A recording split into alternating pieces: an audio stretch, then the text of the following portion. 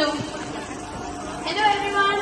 This is Numair Ali Mirza and I would like to start by greeting everyone in Salman Bhai style. जैसे कि अभी big boss का season भी चल रहा है तो हेलो नमस्कार अस्सलाम वालेकुम सत श्री अकाल केम छो कसकाय केलवाले के होना छो यारो कोलकाता के सड़कों के नाम बहुत ही कॉम्प्लिकेटेड है।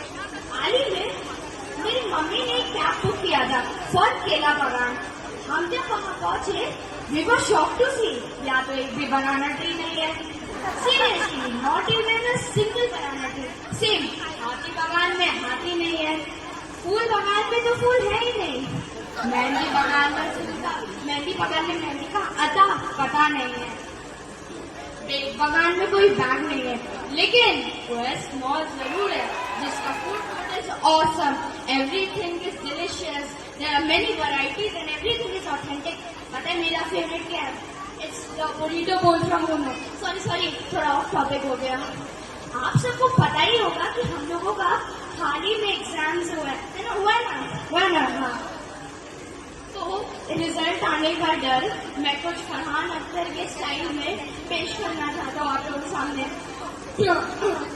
फ्रेंड्स फॉर आंसर, अगर एग्जाम में मिला तो जिंदा हो तुम, अगर टीचर ने एक्सीलेंट कहा तो जिंदा हो तुम, अगर क्लास में तालियों की गूंज हुई तो जिंदा हो तुम, और अगर एग्जाम में भी मिला तो शायद ही जिंदा हो तुम।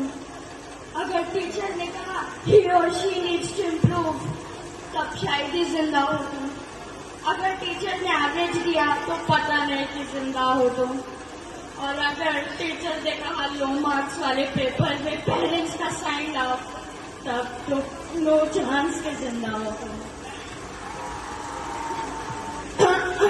सॉरी थोड़ा सा आवाज का दिक्कत हो गया। आपको पता है हम इंडियंस की हिंदी प्लस इंग्लिश की कॉम्बिनेशन तो मस्त है, जिसे आजकल हम हिंग्लिश कहते हैं। Not English neither Hindi, Hinglish है ना। जैसे कि पीछे का बैकग्राउंड, सीरियसली बैकग्राउंड तो पीछे ही होता है ना। मम्मी मुझे कहती है मेरी कान की इयरिंग नहीं मिल रही। कान की इयरिंग नाक में पहनते क्या? हाँ। कल मेरा दोस्त मुझे आके कहता है मेरे बर्थडे के दिन तो मजा आया। बर्थडे के दिन वाह वाह वाह। सबसे कॉमन पता है लोग क्या बोलते हैं? सुबह सुबह मॉर्निंग वॉक पर जाया करो। तो क्या सुबह सुबह नाइट वॉक पे जाते हैं? ऑफकोर्स मॉर्निंग वॉक ही तो होगा। मम्मियाँ कहती है अरे बेटा लो फल फ्रूट खा लो। फल फ्रूट या तो फल या तो फ्रूट, नहीं फल फ्रूट। मम्मियों को ये वर्ड्स तो पहाड़ों जैसे लगते हैं। पहाड़ों से याद आया, मैं और मेरी मम्मी हम लोग भी गए थे पहाड़ों में। हम लोगों के गाइड ने बोला डीओटी पर बैठ जाओ। हम लोग भी वहाँ पहुँचे। पहुँचने के बाद वहाँ पे दो रास्ते थे, एक आसान रास्ता और एक मौत का रास्ता। हमने चुना मौत का रास्ता क्योंकि हम तो है ब्रेव, हम लोग बहुत बहादुर है। और पता है हम लोगों के दिमाग में भरा हुआ भूसा, और उस भूसे का करना पूरा इस्तेमाल। फिर हम माँ बेटा चले फटफटाते हुए। आधे रास्ते हम लोग मस्त हर वक्त करते हुए जा रहे हैं। फिर मेरी मम्मी मुझे चिड़चिड़ाते हुए कहती है ये रास्ता क्यों चुना तुमने?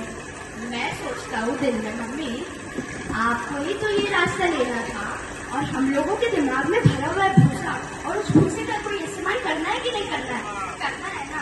जैसे भी फिर हम लोग चुप होके जैसे तैसे करते हुए जब आगे पहुंचे, उन लोगों ने कहा था झरने होंगे, तालाब होगा, शानदार व्यू होगा। हाँ ना, नाली जैसा पानी गिर रहा ऊपर से एक छोटे से गड्ढे में।